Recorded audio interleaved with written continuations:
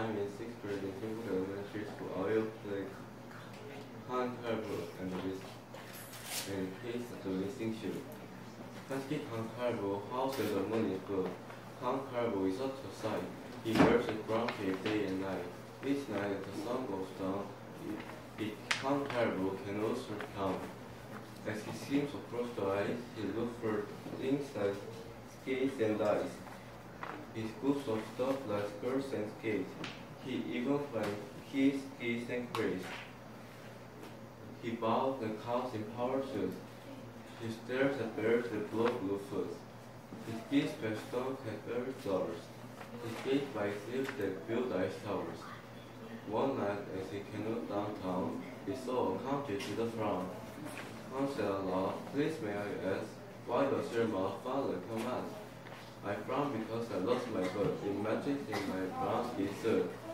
A Carbo without both shoes, we must skim this town for clues. My name is Han Carbo, and this is the case of the missing shoe."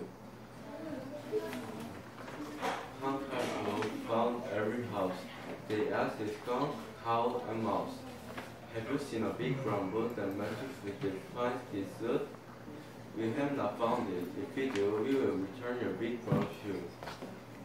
But Count was gone. He found the clue leading to a big brown shoe. So off they went down skinny trails. They left baskets, crates, and pails.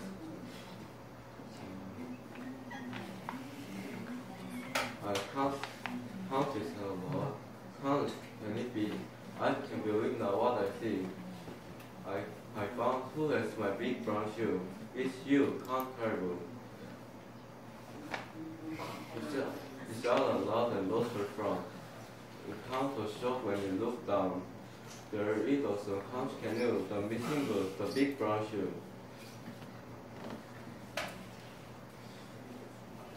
"I must have found this on a tree.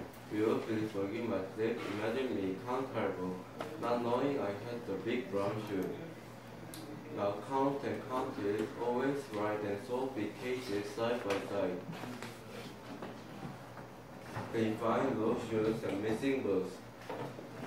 They bow at cows in horses. The end.